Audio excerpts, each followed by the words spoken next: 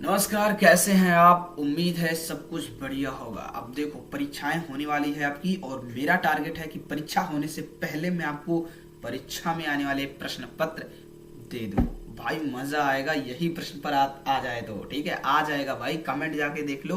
12 से 14 जगह का यहाँ पर यही पेपर आया हुआ है एनएम कोड का। इसीलिए अभी चैनल पे देखोगे ना, मैं एनएम कोड का ही पेपर ला के डाल रहा हूँ, क्योंकि एनएम कोड का पेपर हर जगह आ रहा है। ठीक है, तो इसको हल्के में मत लेना, पूरा देखना। ठीक है, मजा आएगा, आराम से पढ़ना। ठीक है, चलो, वार्षिक परीक्षा है, कक्षा 6 है, सामाजिक विज्ञान का पेपर है। ठीक है, चलो स्टार्ट कर देते हैं।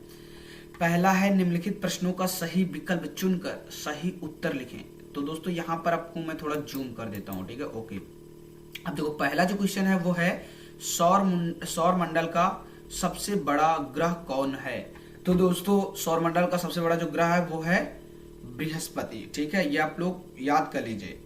पृथ्वी से सबसे निकटतम ग्रह कौन सा है। तो दोस्तों, पृथ्वी से सबसे निकटतम ग्रह जो है वो है बुध। ठीक है, इसके बाद है, क्षुद्र ग्रह किन किन ग्रहों के मध्य पाए जाते हैं। तो दोस्तों, ये जो क्षुद्र ग्रह होते हैं वो पाए जाते हैं मंगल एवं बृहस्पति के बीच में। ये जो आ है ना, ये सही हो जाएगा। ठीक है, इसके बाद है, चंद्रमा पर जाने वाला प्रथम व्यक्ति कौन था। तो दोस्तों, जो चंद्रमा में जाने वाला पहला व्यक्ति था वो था नील आर्मस्ट्रॉन्ग। ये सा विकल्प जो है वो सही हो जाएगा। ठीक है, इसके बाद है, जनसंख्या की दृष्टि से भारत उत्तर प्रदेश राज्य का कौन सा स्थान है। तो दोस्तों, जनसंख्या की दृष्टि से जो उत्तर प्रदेश है वो हमारे भारत का पहला राज्य है। ये बात आपको भूलनी नहीं चाहिए। आप उत्तर प्रदेश के पेपर देने जा रहे हो, ये तो 100% आएगा। ठीक है, ओके। अभी दूसरे में बात करते हैं, लेकिन मिलान करने आपको, इससे पहले मैं आपको बताना चाहता हूँ। देखो दोस्तों, ये वाला जो एनएम कोड का पेपर ये वाला डाल रहा हूँ ना, ये बहुत सारे लोगों में आ रहा है, तो इसको हल्के में न लो, ध्यान से देखो। ठीक है, पूरा देखना वीडियो को। और एक चीज रिक्वेस्ट ये है कि चैनल पे बहुत सारे लोग कमेंट कर रहे हैं, सर ये वाला कोड का डाल दीजिए, सर ये पेपर संस्कृत का डालिए, सर इंग्लिश का डालिए, सर मैथ का डालिए, विज्ञान का डालिए। तो देखो भाई, बात यह है कि आप विषय कौन सा देख रहे हो। अभी सामाजिक विषय देख रहे हो। ठीक है, आपने चैनल को चेक नहीं किया है। चैनल पे ऑलरेडी बहुत सारी वीडियो डाल चुका हूं। बस आपको क्या करना है, चैनल पे जाके प्लेलिस्ट में जाना है, वहां पर क्लास 6 अपना चूज करना है।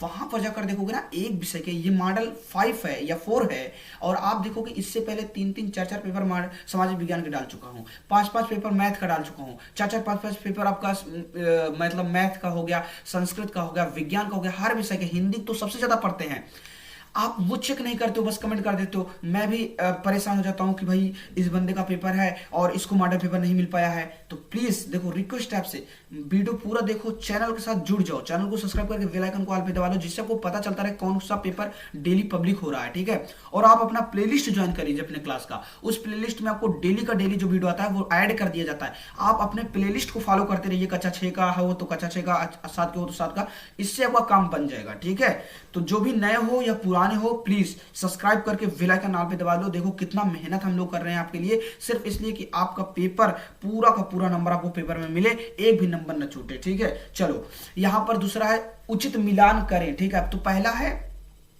सर्वोच्च पर्वत शिखर। ओके, ये कौन सा है, सर्वोच्च पर्वत शिखर कौन सा है, अभी आपको मिला के दिखाऊंगा। ठीक है, सबसे बड़ा महाद्वीप क्या है, तो ये अभी आपको बताऊंगा। ठीक है, सबसे बड़ा महासागर आपको पता है, प्रशांत महासागर है। सबसे बड़ा महाद्वीप क्या है, एशिया महाद्वीप है। सबसे बड़ा महासागर आपका प्रशांत महासागर। संसार की छत, ये किसको कहा जाता है, ये आपको बताना है। सबसे लंबी नदी, तो नील नदी है, आपको पता है। अब देखो, यहां पर नील नदी, प्रशांत महासागर और एशिया, तो हम लोग तीनों जानते हैं। यहां पर फंसता है एंड्रीज एवं तिब्बत का पठार। तो देखो, तिब्बत का पठार संसार की छत हो जाएगा, और जो एंड्रीज है वो सर्वोच्च पर्वत शिखर हो जाएगा। या आप अपने जो विषयाचार्य हैं उनसे प्लीज पूछ लीजिएगा। ठीक है, इन दोनों में, क्योंकि मैंने इंटरनेट में ढूंढा तो भी नहीं मिले, इसलिए मैंने खुद तुक्का लगाया है, तुक्का मिलान किया है। तो आप एक बार चेक कर लेना। ठीक है, देखो यहाँ पर शिखर जो हो जाएगा वो तिब्बत का पठार, महाद्वीप जो है वो एशिया हो जाएगा, महासागर प्रशांत महासागर, छत एंड्रीज, लंबा नदी नील नदी। अब ठीक है, चलो आगे बढ़ते हैं। तीसरा क्वेश्चन। ठीक है, लाइक भाई कर दो यार, मजा आएगा। देखो कितना मेहनत कर रहा हूँ, सोचो। ठीक है, जितना ज्यादा आप लोग लाइक शेयर कमेंट करेंगे, शेयर ज्यादा भर नहीं करना अपने दोस्तों के साथ, फैमिली वालों के साथ, जितना ज्यादा शेयर होगा उतना ज्यादा मॉडल पेपर आएगा, हर साल आएगा, अर्धवार्षिक वार्षिक सब दूंगा। निम्नलिखित प्रश्नों में से किन्हीं 6 प्रश्नों के उत्तर आपको लिखना है। ठीक है, पहला है ग्लोब पर अक्षांश रेखाओं की संख्या कितनी होती है। तो दोस्तों देखो, कहीं कहीं मुझे 180 मिला है अक्षांश रेखाओं की संख्या, और कहीं कहीं अनंत दिखा देता है। तो भाई ये डिपेंड करता है तुम्हारे ऊपर। आप अपने विषयाचार्य से पूछ लेना कि अनंत होता है कि 180 होता है। ध्यान से पूछना, जान जाएंगे ना कि बंदा पेपर देख लिया है ना तो आपको कुछ नहीं बताएंगे, ऊपर से शक हो जाएगा। इसलिए पहले ध्यान से देखना। ऐसे पूछना, सर एक सवाल नहीं आ रहा मेरे को कि ग्लोब पर अक्षांश रेखाओं की संख्या कितनी होती है, बता दीजिए सर। सर घर वाले पूछ रहे थे। ऐसे बहाना बना के यार, ऐसे ऐसे पूछो कि मजा आएगा। ठीक है, हम लोग भी ऐसे करते थे। चलो अभी देखो, हमारे देश की राजधानी का नाम क्या है। अपने देश की राजधानी क्या है? नई दिल्ली है। वो तो सबको पता है भाई। ठीक है, चलो अगला है, आग की खोज किस युग में हुई। तो देखो, आप अभी मैं आपको दिखा देता हूँ। ये आग की खोज जो है वो पूरा पाषाण काल में हुई है। ठीक है, ये आप ध्यान दे लेना। ठीक है, इसके बाद है, यहाँ पर मैं जूम कर देता हूँ। इसके बाद यहाँ पर है, वैदिक काल में कितने आश्रमों का वर्णन है और वे कौन से हैं। तो दोस्तों ये है नागर सभ्यता, सॉरी यहाँ पर रुको एक सेकंड। यहाँ पे है सिंधु घाटी की सभ्यता किस प्रकार की सभ्यता थी, ये वाला क्वेश्चन है।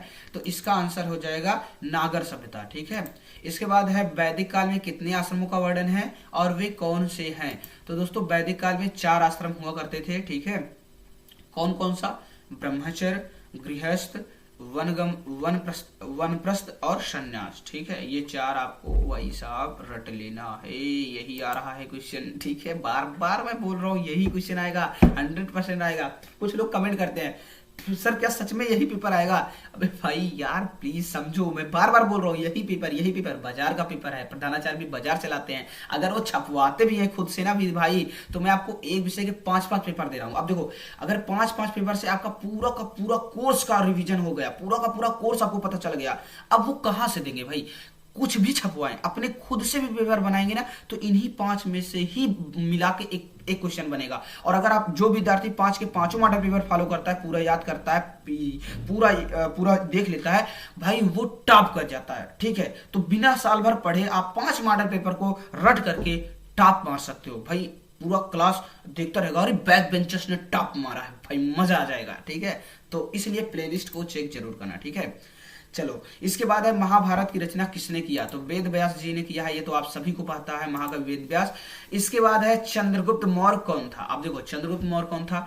मौर्य वंश का संस्थापक था, नृप था अर्थात राजा था। ठीक है, चाणक्य का शिष्य था, आपको पता है। ठीक है, और भी इसके बारे में आप लोग लिख सकते हो। मैं आपको छोटी छोटी जानकारी दे रहा हूं, आप इसको बढ़ा चढ़ा के लिखना। ठीक है, इसके बाद है 16 महाजनपदों में से 2 जनपदों के नाम किए। अब सबसे पहले बात होता है 16 महाजनपद कहाँ होते हैं, तो महाभारत में है। ठीक है, महाभारत में कितने महाजनपद है?